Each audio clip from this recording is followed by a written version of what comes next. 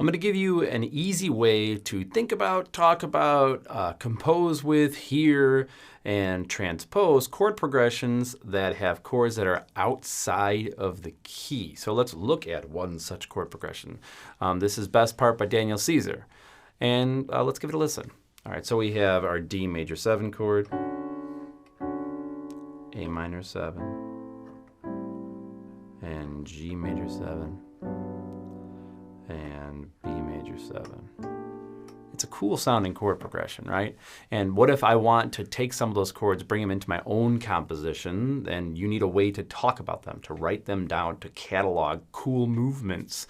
So here's how it works. It's called diatonic analysis, and it uses the major scale, but it doesn't use the inherent chord qualities that are built into the major scale. Like in the major scale, the 6th chord is always minor, and we call it, it's just the 6th chord. But in this system, you're always going to say, and you're always going to refer to the chord quality after the number. So if it was this 1 chord, I would call it the 1 major. I would always say major. Even though we know 1 is major, I would just say 1 major. Now, depending on where you live and what school you went to, what college you went to, you might write the numbers down using Roman numerals or with like regular like numbers. But I'm going to use my Roman numerals because that's how I do it. If you want to use regular numbers, you can. So let's analyze this one.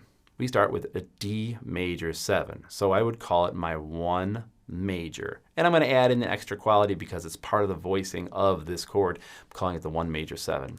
Now I go to A minor 7. If I was doing this regularly, it would be crazy because the 5 chord is normally major, but since I'm saying the quality after every chord, it's fine. So this is the 5 minor, or the 5 minor 7. And then we have this chord here. This is the 4 major. And here we have B flat major 7. Now B flat is not in the key of D, but we're still going to use B. B is the 6, so B flat is like we're lowering the 6. So I'm flatting the 6. So I'm going to call it a flat 6, and it's a flat 6 major 7. So here is a diatonic analysis of this song. And what's cool about it is now I know, like if I like the sound of this chord going to that chord, it's just a 1 to a minor 5. If I liked this chord going to this chord, it's a 4 major to a flat 6 major. Now, what's really cool about this is it's super easy to then transpose. So let's say we wanted to do this in the key of F. We have our diatonic analysis up here. Now all we need to do is just plug in some of the notes that we know for the key of F. So the 1 major 7 in the key of F would just be F major 7. The 5 minor 7, C, so it's C minor 7. The 4 major 7 would be B flat major 7. And then the flat 6 major 7, it's a mouthful. I know it just sounds crazy, but it's the 6, and then you're lowering it, so it's D flat, and you're just applying the quality, D flat major 7. Let's look at another tune here. This is a tune that some of the chords in it have been used and abused throughout pop music in the last however many years. This is Space Oddity by David Bowie. What's cool about this is that it's a 7 chord progression. It's a 7-bar phrase. And again, some of these chords, you've heard them before. Let's give this a listen. All right, so we have it's in the key of C. We have C major, and now we have our F major. We have F minor to C, back to F major, F minor to C to F major. Okay, you've heard that. You've heard the 1 to a dominant 3 to a 4 major before. So let's give it an analysis. Let's analyze the thing. Start with your scale. So here's the key of C. And this is a 1 major. Now, I'm not going to write major next to it because if I write a capital Roman numeral, it's always major. But when I say it out loud, I'm going to say it's the 1 major. If I have people in the room and I want to tell them what chord it is, I'm going to say, this is the 1 major chord. Okay, this doesn't have a lot of 7th chord qualities in it. And now this one, it's the 3, and it's a dominant 7th chord. But I'm not going to say dominant 7. That's a lot. I'm just going to say it is the 3 dominant. But I'm going to write it like that.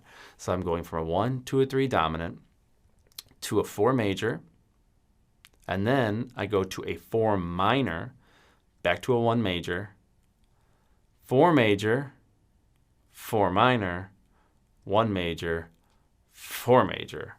And there are sounds in here that are cool. When you go from a 4 major to a 4 minor, you've heard this sound before. I'm a creep. It's all over the place. A 1 to a dominant 3 happens all the time too. It's just a cool thing to be able to give it a name. So let's put it in a different key. Like let's say I was going to do it in the key of G flat. All I would do is I would take these notes and I would just plug them in. So this is space oddity. It's the chorus chord progression, and I've quickly transposed it to the key of G flat. So let's do a couple sample problems, but I don't want to talk about G flat, so let's talk about G. So here's a sample problem. So if I, in the wild, saw B minor, and if I wanted to talk about it diatonically, I would say it is the 3 minor. All I'm doing is I'm replacing this one, and I am talking about the quality. So it is the 3 minor. Let's look at A7. So just like before, if it's a 7 chord, if it's a dominant chord, dominant 7 chord, I'm just going to say dominant. So what number is A? A is 2. So I'm taking the letter out of here. I'm replacing it with the number. This is the 2 dominant. How about F? F is not in the key of G. So this would be the flat 7 major.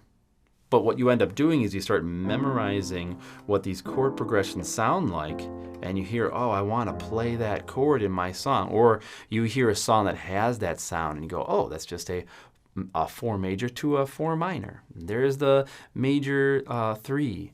And then it's just going to open up your ears and your world harmonically to explore new sounds.